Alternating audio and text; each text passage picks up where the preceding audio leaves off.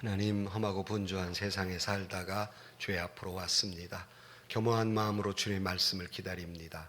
귀한 자리 부족한 종을 세워주셨사오니 성령께서 임하셔서 말씀하여 주옵소서.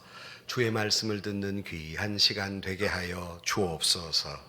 예수님의 이름으로 기도하옵나이다. 아멘. 할렐루야. 오늘 아침도 주의 은혜가 우리 가운데 충만하시기를 주의 이름으로 축복합니다. 우리 신앙인들로서는 성지순례 한번 하는 걸 늘 마음에 소원을 두고 살아가는데요. 우리가 이스라엘을 들리기도 하고요. 또 터키 소아시아 지방을 가기도 합니다. 개인적으로는 더 은혜를 받았던 것은 이스라엘보다는 소아시아 지역에 가서 사도 바울이 전했던 7교회를 방문하면서 한 3번 정도 갔었는데 큰 은혜를 받았습니다. 특별히 소아시아의 곳곳마다 참 은혜가 있는데 그 중에서 당시 이오니아 지역의 고대 도시 수도였던 에페소를 방문했을 때 여러 가지 참 인상이 깊었습니다.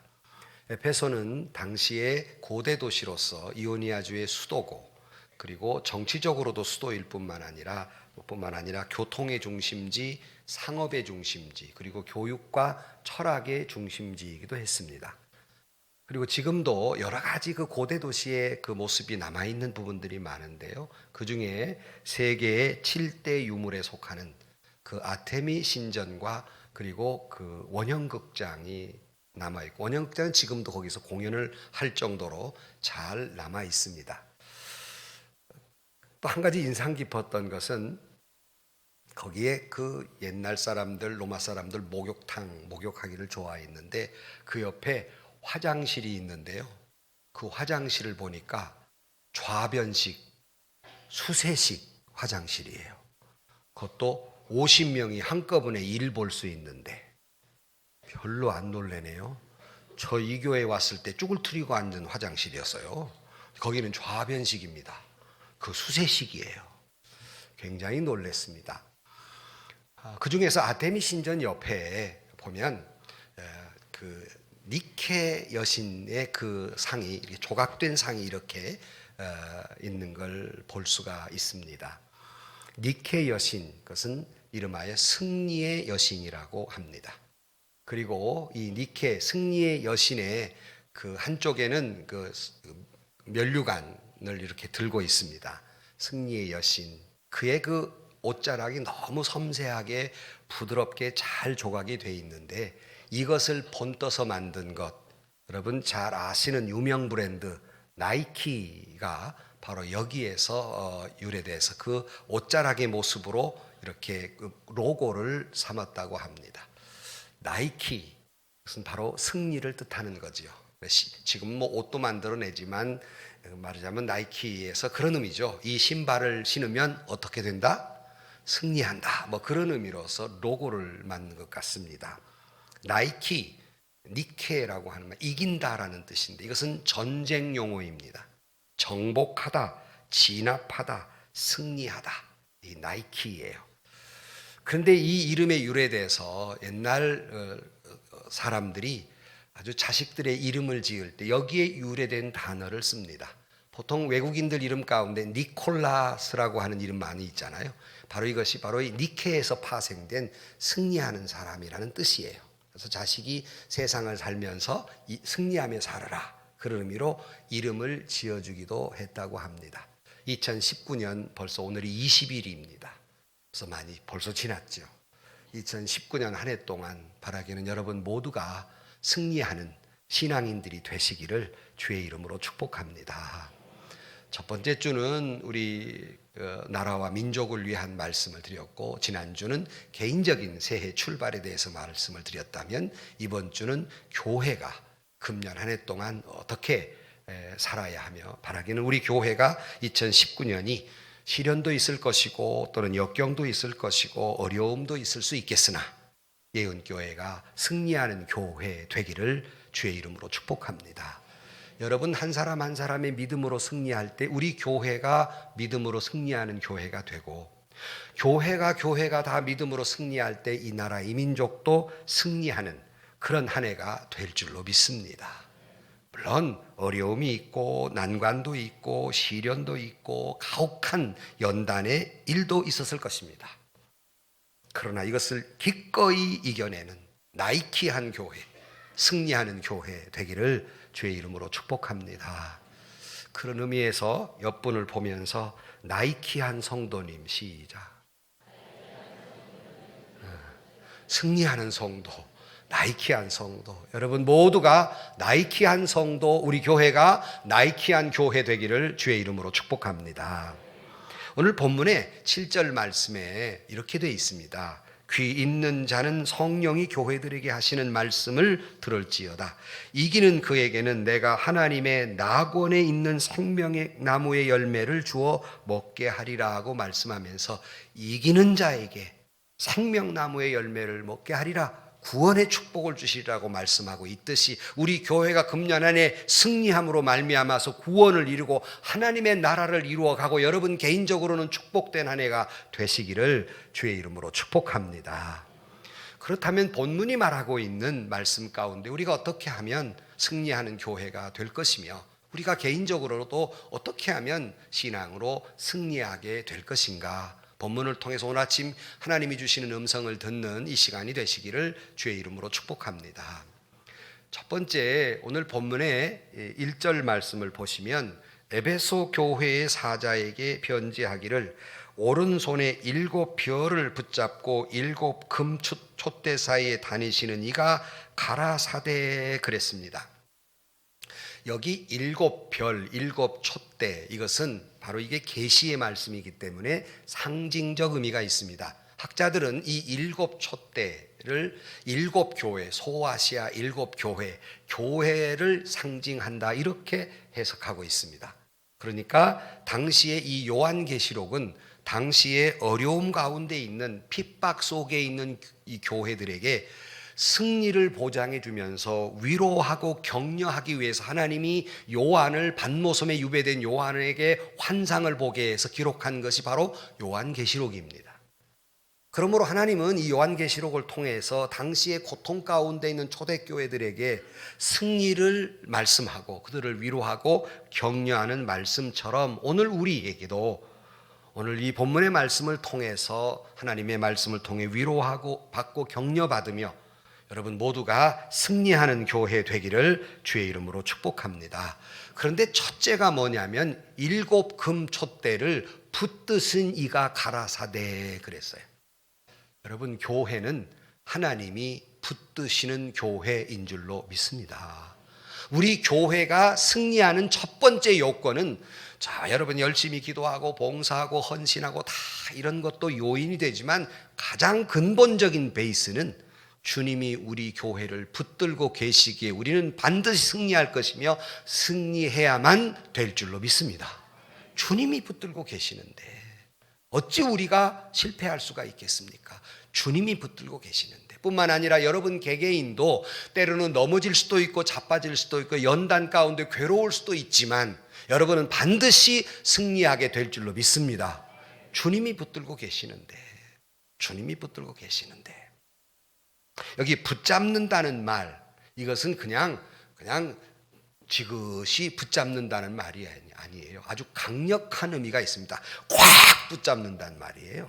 절대로 떼어놓을 수 없을 정도로 아주 꽉 붙잡는다, 아플 정도로 붙잡는다, 이런 의미를 가지고 있습니다. 그러니 하나님이 저와 여러분을 꽉 붙들고 계시기에 반드시 우리는 승리하게 될 줄로 믿습니다. 특별히 당시의 초대교회는 핍박으로 인해서 존폐 위기에 있었습니다. 그럴 정도로 많은 어려움이 있었습니다.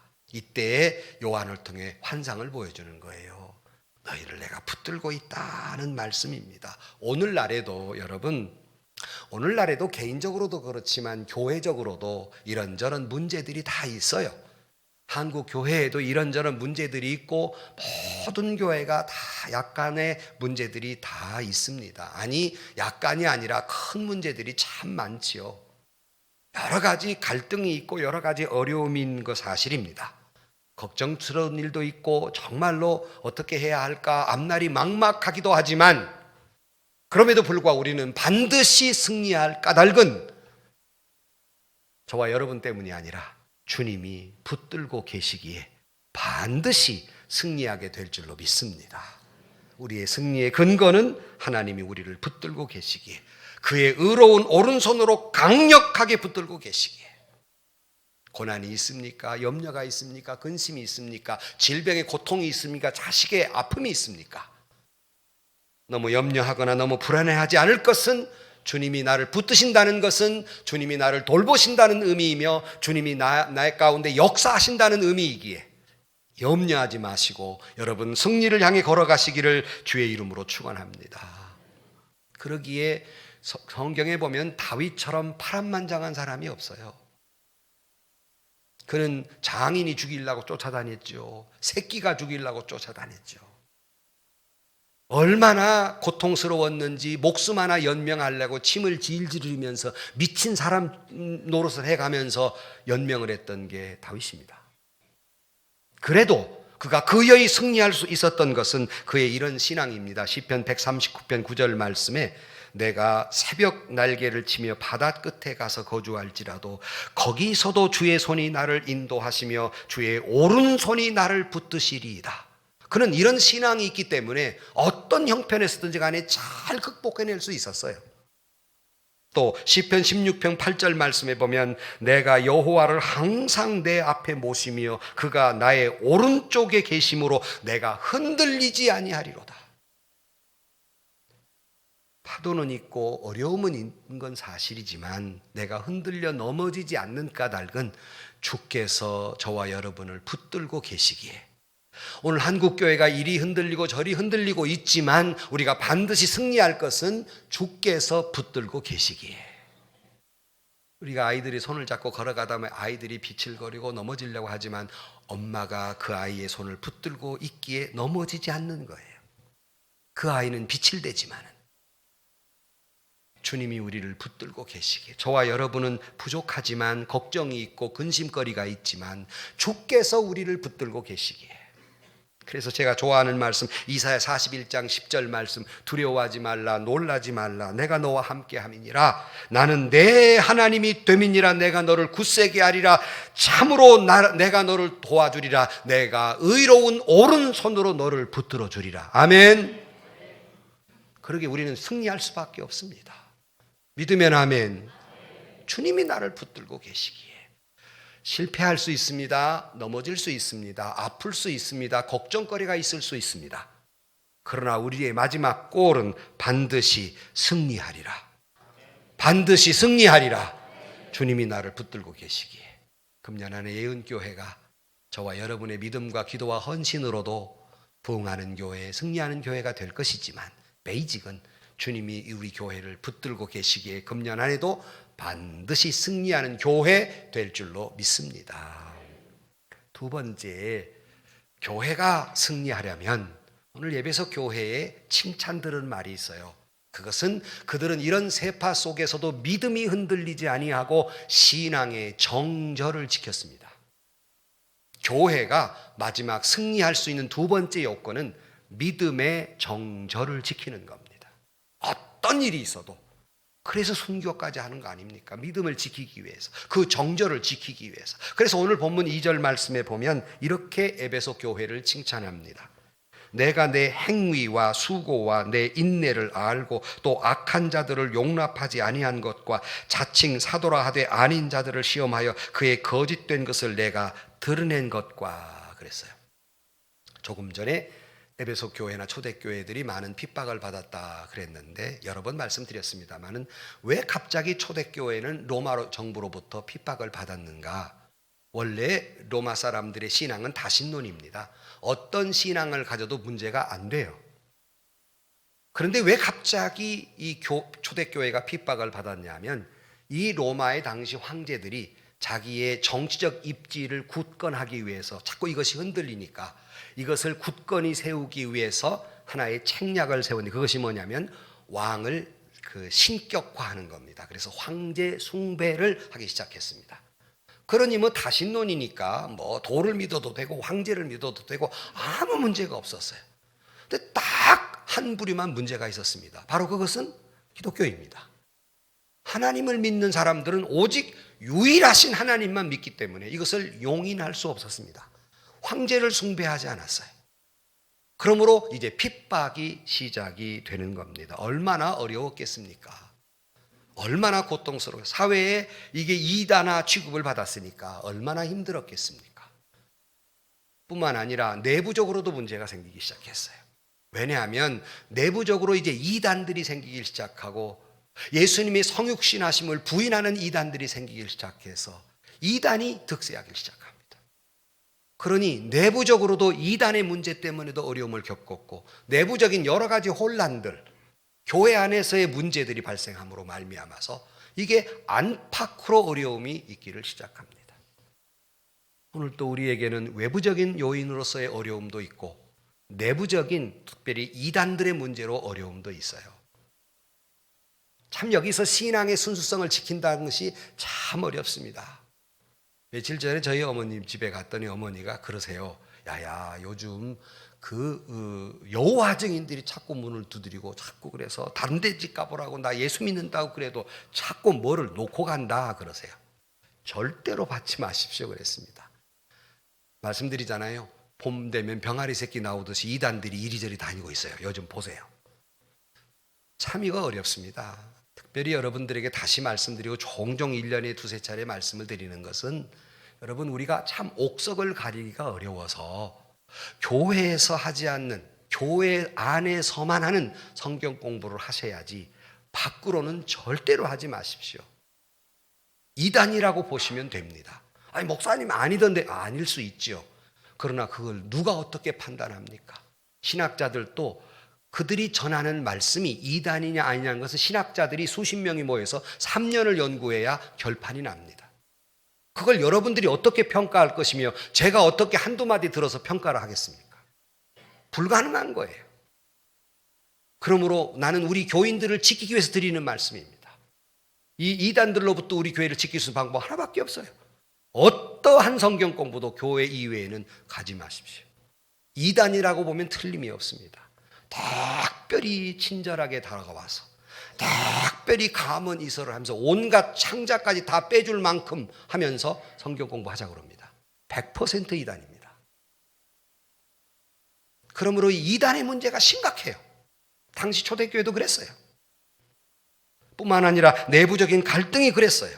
그러나 하나님이 에베소 교회를 칭찬하는 것은 그럼에도 불구하고 어떤 고난과 어지러움 속에서도 그들은 열심히 주님을 섬겼고 부지런히 섬겼습니다. 그래서 오늘 3절 말씀에 보면 또 내가 참고 내 이름을 위하여 견디고 게으르지 아니한 것을 아노라 그랬어요. 그 속에서 인내했습니다.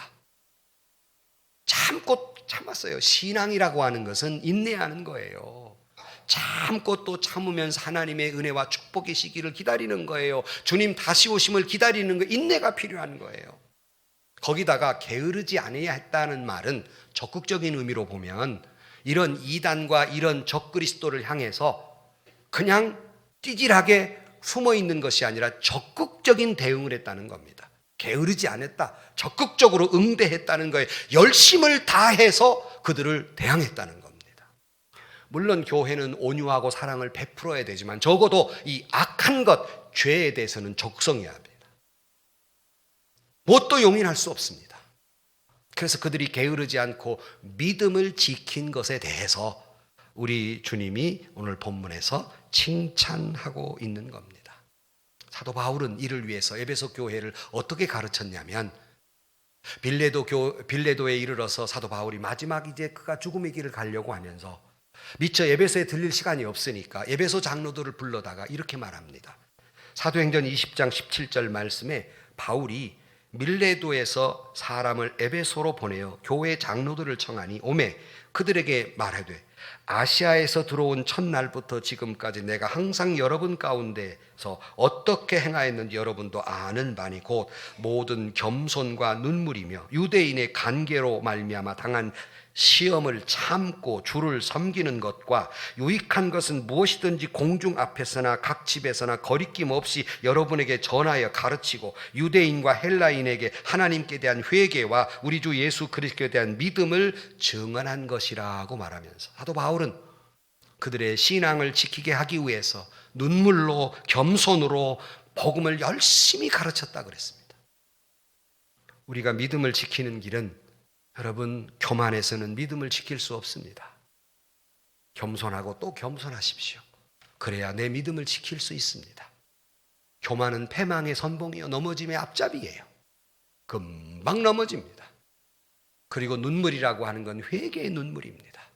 자기의 죄로 인해 회개할 줄 아는 사람이어야 신앙의 정절을 지킬 수 있습니다. 여러분은 여러분의 자신의 죄 때문에 눈물을 흘린 적이 언제 있습니까? 내 눈물이 마르는 한 곧 그 신앙은 병들기 시작하는 거예요. 내가 교만이 마음속으로 싹이 틀고 있는 한 내 신앙은 병들어가는 것입니다. 육체적으로 연약한 뿐만 아니라 영적으로도 연약하게 되어버리고 마는 것입니다. 진정 여러분들이 믿음의 정절을 지키시기를 원하신다면 겸손하십시오. 그리고 회개하십시오. 욥이 겸손하게 이런 시련 가운데서 인내하며 믿음을 지켰기에 그는 후에 갑절의 축복을 받습니다. 그렇듯이 오늘 내게 여러 가지 나를 흔들어 놓고 나의 시련을 주고 내 믿음을 흔드는 많은 요인들이 있으나 그 속에서 이길 수 있는 것은 겸손하고 내 죄를 회개할 때 내 신앙의 정절을 지킬 수 있고 종래에는 승리하며 욥처럼 갑절의 축복을 받게 될 줄로 믿습니다. 그래서 하나님이 에베소 교회에 그래서요, 내가 너희들 이거 다 안다 그랬습니다. 하나님은 내 수고도 알고 눈물도 알고 인내도 알고 고통도 알고 다 안다. 아시기에 승리하게 하신다는 겁니다. 모르면 그렇게 하시지 않겠지요. 다 안다 그랬어요. 여러분이 당한 일, 수고, 인내, 에베소 교회가 적그리스도에 대해서 비타협적인 것, 분별력, 바른 신앙, 오래 참음, 많이 견딤, 열심, 주님이 다 안다라고 인정해 주시면서 칭찬하고 있는 내용의 말씀입니다. 2019년 한 해 동안 우리 여러분 모두 믿음의 정절을 지키기 위해서 하나님은 우리의 모든 수고와 봉사와 헌신을 아시고 여러분의 그 모든 것이 결코 헛되지 않도록 낭비하지 아니하실 것이며 결국 우리를 그 모든 것을 인정해 주실 것이고 축복해 주실 것이고 승리하게 해 주실 줄로 믿습니다. 믿음의 정절을 지키십시다. 세파가 나를 흔들고 사단이 나를 흔들고 여러 가지 어려움이 흔들고 여러 가지 나의 믿음을 흔들어 놓는 것부터 믿음의 정절을 지켜서 승리하는 성도가 되시고 우리 예은교회가 되기를 주의 이름으로 축복합니다. 그런데 세 번째로 그 다음 4절에 보면 그러나 그랬어요. 앞에 기껏 칭찬해 놓고 그러나 그랬습니다. 여러분 잘 아는 내용입니다. 너를 책망할 것이 있나니 너의 처음 사랑을 버렸느니라 그랬어요. 그러나라는 말은 앞에 잘 했는데 이거 없으면 아무것도 아니다. 다시 말하면 네 수고도 믿음의 정절을 지킨 것도 이 모든 것도 사랑이 없으면 아무것도 아니다. 회개하라. 그런 말씀입니다. 그들이 니골라당도 물리쳤고 훌륭한 믿음을 가졌고 훌륭한 헌신도 있었으나 사랑이 없으면 소용이 없다. 그런 말이에요. 이 마지막 이거 없으면 소용이 없다. 그래서 우리가 잘 아는 사랑장 고린도전서 13장 내가 사람의 방언과 천사의 말을 할지라도 사랑이 없으면 소리나는 구리와 울리는 괭과리가 되고 천사의 말을 해도 여러분 사랑이 없이는 울리는 괭과리에 불과합니다. 그 다음 내가 예언하는 능력이 있어 모든 비밀과 모든 지식을 알고 산을 옮길 만한 모든 믿음이 있을지라도 사랑이 없으면 내가 아무것도 아니요. 그렇게 믿음을 지켰냐? 그렇게 잘 믿었냐? 그렇게 훌륭한 신앙생활 했냐? 그렇게 헌신했냐? 사랑이 없으면 아무것도 아니다. 다음 내가 내게 있는 모든 것으로 구제하고 또 내 몸을 불사르게 내어줄지라도 사랑이 없으면 내게 아무 유익이 없느니라. 네 생명을 바쳤냐? 근데 거기에 사랑이 없으면 아무것도 아니다. 여러분이 묻습니다. 여러분의 헌신과 봉사와 믿음에는 사랑이 있습니까? 몸을 불사르게 내어주고 천사의 말을 할지라도 사랑이 없으면 무효다 그 말이에요. 아무 의미가 없는 거다. 에베소 교회가 타락한 문화 속에서 기독교의 신앙을 지키고, 에베소 신자들은 당시에 타락한 비윤리적인 그러한 데서 그 시대 가운데 믿음의 정절을 지켰으며, 그들은 보수적인 신앙을 지켰고 정통적인 신앙을 지켰습니다. 아주 훌륭합니다. 문제는 그러다 보니까 사랑을 잃어버렸어요. 마치 우리 한국교회를 보는 것 같습니다. 보수, 정통, 믿음. 근데 정작 사랑을 잃어버렸어요. 그래서 제가 오늘 한국교회가 바리새적 신앙으로 가고 있다. 이론적인 것만 훌륭했지. 에베소 교회는 이단을 척결했습니다. 아주 잘한 겁니다. 이단을 척결하면 뭐합니까? 사랑이 없으면 아무것도 아닌데. 사랑이 없는 개혁, 사랑이 없는 이단 척결, 사랑이 없는 비판, 사랑이 없는 봉사, 사랑이 없는 기도, 사랑이 없는 예배, 상처만 남습니다. 교회를 분열시킵니다. 교회를 멍들게 만드는 것, 한국교회가 얼마나 많이 기도했습니까? 얼마나 많이 성경 공부했습니까? 얼마나 많이 헌신했습니까? 한국 교인들처럼 그렇게 헌신 잘하는 교인 세상에 찾아볼 수 없어요. 그런데요, 사랑이 없으면 아무것도 아니에요. 그런데요, 한국교회가 사랑을 잃어버렸어요. 아무것도 아닌 무효가 되어버렸어요. 밤새 기도했습니다. 산을 가서 소나무 뿌리를 잡고 기도했습니다. 철야 기도했습니다. 1000번 번제를 드렸습니다. 주일날 예배, 수요 예배, 금요 예배 드렸습니다. 열심히 때마다 한국 교인들처럼 열심히 성경 공부한 민족 없습니다. 열심히 말씀도 공부했습니다. 그런데요, 사랑을 잃어버렸어요. 아무 소용이 없어요. 열심히 선교도 했습니다. 선교에 따른 자랑만 남을 거면 사랑이 없어요. 아무 소용이 없어요. 원래 에베소 교회가 얼마나 사랑이 풍요로운 교회였냐면 사도 바울이 에베소 교회를 이렇게 평가합니다. 에베소 6장 24절 말씀에 보면 그리스도를 변함없이 사랑하는 모든 자라고 말하면서 에베소 교회는 그리스도를 변함없이 사랑했던 사람들입니다. 그런데 세월이 지나면서 이단도 척결하고 열심히 봉사하고 헌신하고 다 잘했어요.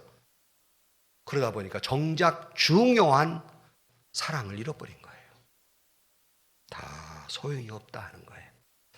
여러분의 영적 건강의 지수 뭘로 평가할 것인가? 여러 가지 얘기할 수 있으나 지금 여러분에게 금방 평가할 수 있는 것은 내게 사랑이 있느냐예요.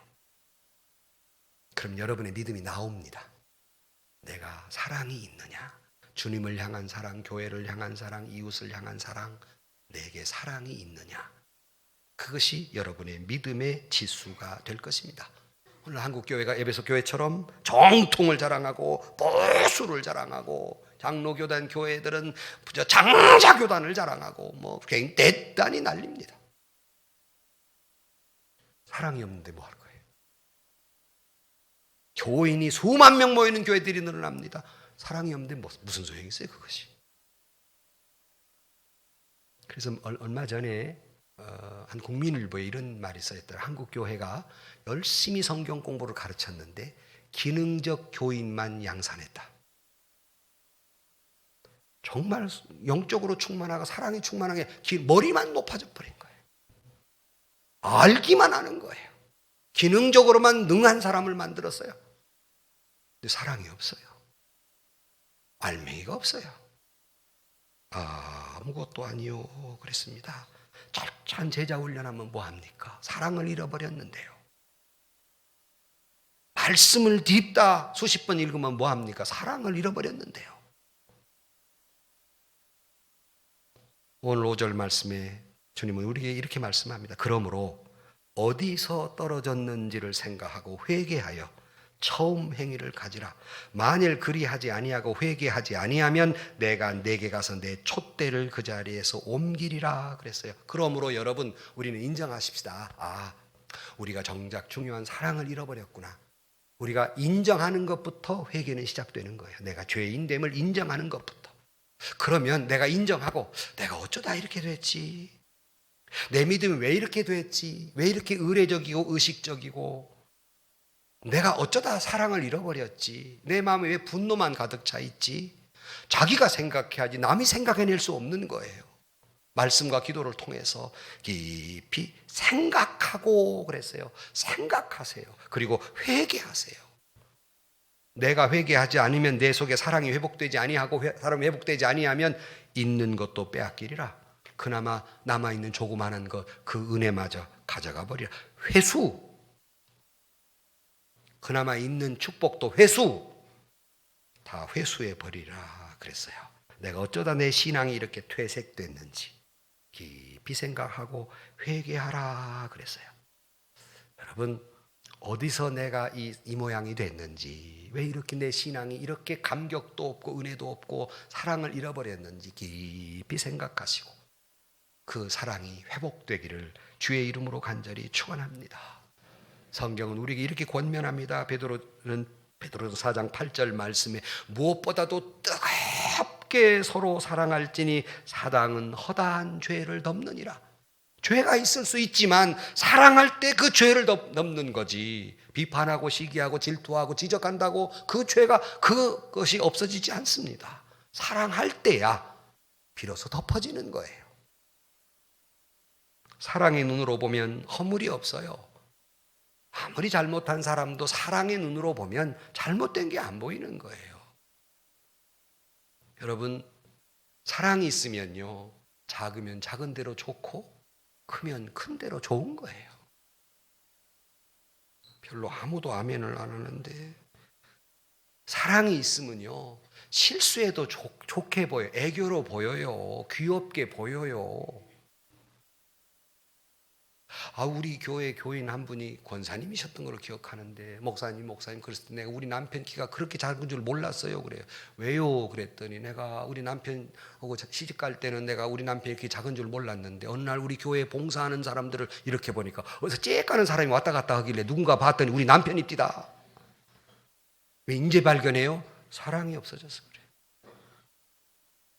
사랑이 있을 때는 얼굴이 얼고도 보조개로 보이지만 그 정신 차리니까 이게 얼거 보이는 거예요. 사랑이 문제예요. 사랑이 있으면 그 자체가 이해요, 용서요, 소망이요. 그 자체가. 문제는 내가 사랑을 잃어섰기 때문이지 상대방의 잘못 때문이 아닙니다. 주님은 말씀하십니다. 내가 안다. 너희 수고도 알고 인내도 알고 내가 그렇게 열심히 살아온 거 다 안다. 내 몸을 불사르게 내어줄 정도로 부지런히 사탄에 대해서 적그리서 대항한 거 내가 다 안다. 근데 사랑을 잃어버렸다. 이거 회개하지 않으면 다 있는 것도 뺏어가 버릴 것이다. 무효된다. 무효된다 하는 말. 여러분 우리가 수고도 하고 인내도 했지만 사랑이 없으면 무슨 소용 있겠습니까? 그 수고한 것, 인내한 것이 사랑을 잃어버린 그것이 곧장 뭘로 바뀌냐면 원망으로 바뀌고 불평으로 바뀌고 수고도 했고 희생도 다 했지만 사랑이 없으면 원망만 남아요. 여러분 얼마나 자식을 위해서 열심히 사셨습니까? 남편을 위해서 아내를 위해서 얼마나 수고를 했습니까? 어느 날 왜 원망이 남았느냐? 사랑을 잃어버렸기 때문입니다. 그러면 그것이 무슨 소용이 있겠습니까? 중요한 사랑이 빠졌는데 그 수고가 무슨 소용이 있으며 그 열심을 냈던 게 다 무슨 소용이 있겠습니까? 여러분 사랑 없는 대접, 사랑 없는 봉사 이거 하는 사람도 힘들지만 그 사랑 받는 사람도 힘든 거예요. 수고도 좋고 돈 벌어오는 것도 좋고 희생하는 것도 좋지만 일생을 나를 위해 바치는 것도 좋지만 사랑이 없으면 아무것도 아닙니다. 무효해요. 아무것도 아니에요. 난 요즘 젊은이들이 왜 결혼을 하지 않느냐? 결혼은 싫다. 왜 그러느냐? 여러분 우리가 생각한 것보다 훨씬 더 심각하다고 그래요. 젊은 아이들 20대들이. 왜 결혼하냐? 대답이 이겁니다. 내가 실컷 돈 벌어서 뭐 때문에 아내에게 돈 다 갖다 바치고 자식들을 위해서 희생합니까 내가? 아내는 아내대로 나도 열심히 일해서 내가 누구를 위해서 자식 낳아주고 내가 그 고생 다 해야 됩니까? 할 필요가 없다는 거예요. 이들이 왜 이렇게 됐어요? 거기에 사랑을 잃어버렸기 때문에 그렇습니다. 사랑이 없어졌어요. 그저께 우리 권사님들 1박 2일로 세미나를 갔어요. 그래서 이제 밥을 먹는데 우리 교육자도 아니고 옆에 우리 권사님들이 앉아서 이런저런 얘기하다가 아이고 권사님 그래도 우리 요즘 남자들 힘들잖아요. 열심히 벌어다 바치고 또 어디 딴 데 안 세고 집으로 곧장 잘 찾아와 주니 얼마나 고마워요. 그러니 사랑해 주세요. 내가 그랬어요. 대답이 뭔 줄 압니까? 고맙지요. 그런데 목사님 너무 잘 찾아와서 문제예요. 이거 참 내가 뒤집어질 뻔 알았어요. 내가 넘어질 뻔 알았어요. 너무 잘 찾아와 한 번쯤 빠질 만도 한데 너무 잘 찾아와서 문제라는 거예요. 이거 어떻게 해석해야 돼요? 남자 여러분 너무 잘 찾아가지 마세요. 시간 땡 되면 집에 가면 욕해요. 옛날에는 여보 맛있는 거 만들어 놨으니까 딴 데 가 밥 먹지 말고 집으로 곧장 와 그러는데 요즘은 곧장 가면 야 인간아 얼마나 사람이 인기가 없으면 저녁 사준 사람도 없냐. 한 번 좀 빼먹지 이른다니까요. 나는 절대로 우리 집 사람 얘기라고 말 못해요. 나는 이거 되냐고요 이게. 여성 여러분 우리 남편은요 밥 한 끼 굶으면 큰일 나는 줄 알아요. 큰일 나는 거지 그게. 큰일 나는 거요 그게. 참 사랑의 과학이라는 데서 보면 너 없이는 못 살아 하는 사랑의 감정이 여러분 말씀에 18개월 간다고 그래요. 기적이 나면 3년 유지한다고 그럽니다. 너 없이는 못 살아. 그래서 3년이 딱 지나기 시작하면 말이 바뀝니다. 너 없어도 살아. 조금 지나면 뭔 말로 바뀐 줄 압니까? 너 없는 게 더 좋아. 봉투는 꼬박꼬박 오고 너는 꼬박꼬박 좀 오지 좀 마라. 왜 이렇게 돼요? 사랑이 없어요. 사랑을 잃어버렸어요. 아무것도 아닙니다. 성도 여러분, 사랑이 없으면 승리할 수 없어요. 가정도 교회도 여러분의 믿음도. 첫사랑 회복하기를 주의 이름으로 축복합니다. 금년에 여러분들이 정말로 가정적으로도 교회적으로도 신앙적으로도 사업적으로도 정말로 이기기를 원하신다면 사랑이 회복되기를 주의 이름으로 축원합니다. 우리 모두 사랑을 회복해서 승리하는 여러분들 우리 교회 되기를 주의 이름으로 축원합니다. 결론으로 말씀드립니다. 다시 7절로 넘어가서 귀 있는 자는 성령의 교회들에게 하시는 말씀을 들을지어다. 이기는 그에게는 내가 하나님의 낙원에 있는 생명나무의 열매를 주어 먹게 하리라 하고 말씀합니다. 승리하는 자에게 하늘나라의 구원, 하나님의 놀라운 축복을 주시리라고 약속하고 있습니다. 2019년 한 해 동안 우리가 개인적으로도 교회적으로도 바라기는 하나님이 붙드심에 따라서 믿음의 정절을 지키고 다시 한번 사랑이 회복됨으로 말미암아서 금년 안에 반드시 승리하는 여러분들이 되시고 우리 예은교회가 승리하는 교회 되기를 주의 이름으로 간절히 축원합니다. 기도하십시다. 하나님, 험한 세상 살면서 어려움도 많지만 금년 한 해 동안 개인적으로 믿음으로 승리하고 가정도 승리하고 교회적으로 교회가 승리하기를 원합니다. 우리를 붙들어 주옵소서. 믿음의 정절을 지키게 하여 주옵소서. 사랑을 회복하게 하여 주옵소서. 예수님의 이름으로 기도하옵나이다. 아멘. 세상에서 시달린 친구들아 위로의 주님 나